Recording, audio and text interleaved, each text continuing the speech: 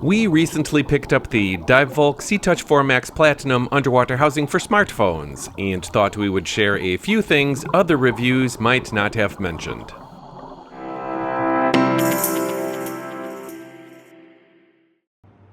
We'll start with a quick unboxing.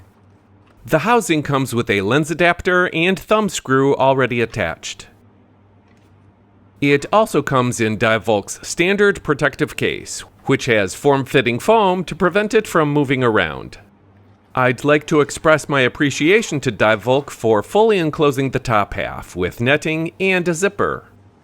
In the top compartment, there is a lanyard, an instruction manual, some additional helpful notes, and some stickers.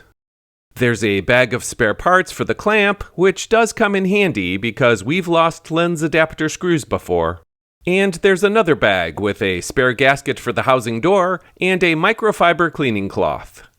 While this looks like an Allen wrench, it's actually just a tool to pull the tray out if it gets stuck. It also comes with some foam inserts. They sound like a good idea, but how long they last with the rigors of putting your phone in and taking it out a bunch of times on a dive trip remain to be seen. And, of course, the tray. We ordered a tray for the iPhone 15 Pro Max.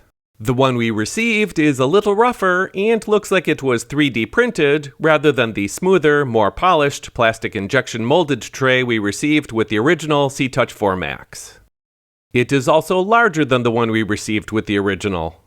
The tray depth for the phone appears to have increased from 7 to 8 millimeters, and the depth of the camera bump almost doubled from 4 to 7 millimeters.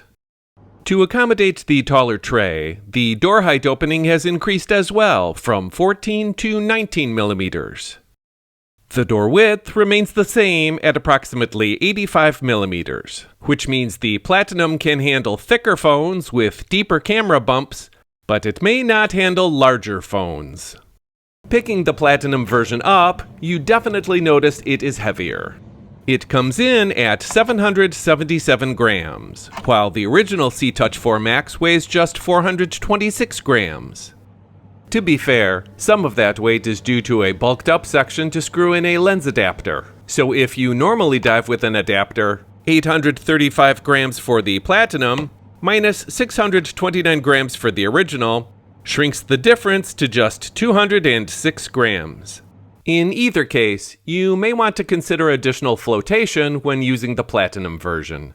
From an external feature standpoint, there is no built-in cold shoe mount. On the original plastic Seatouch 4 Max, the add-on clamp included a cold shoe mount for things like a snoot, but there is no such option for the Platinum version. The lanyard hold is bigger, which makes it easier to thread, and if you use an external tray system for handles and lights, the Platinum sits much lower. Everything else between the two versions is the same. Even though I like the Seatouch 4 Max Platinum and have started diving with it regularly, I'm not sure how long that will continue, and here's why. First, the weight.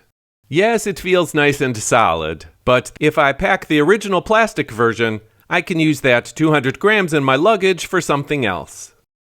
Second, it isn't clear whether or not the Platinum will handle the iPhone 16 Pro Max, which is several millimeters taller and wider than the 15 Pro Max, which is already very close to the membrane edge.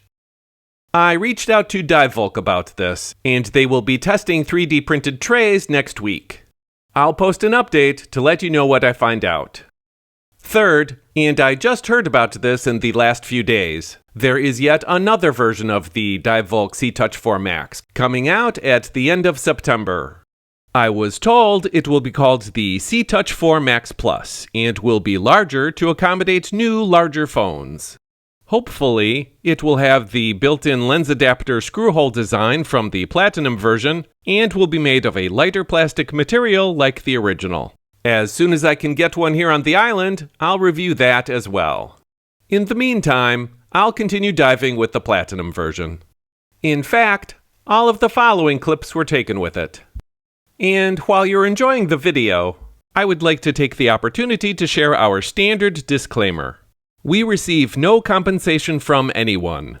We also don't accept free trials or test versions of commercial products, and we don't have affiliate links. We pay for everything to ensure there is a clear line of separation when discussing gear. If we like a product, it's because we like that product. Oh, hey, if you're still here, even after the disclaimer, consider subscribing to the TropicLens channel. It's a nice attaboy for us, and YouTube may decide to show our thumbnail to a few more people. Thanks! Smiley face.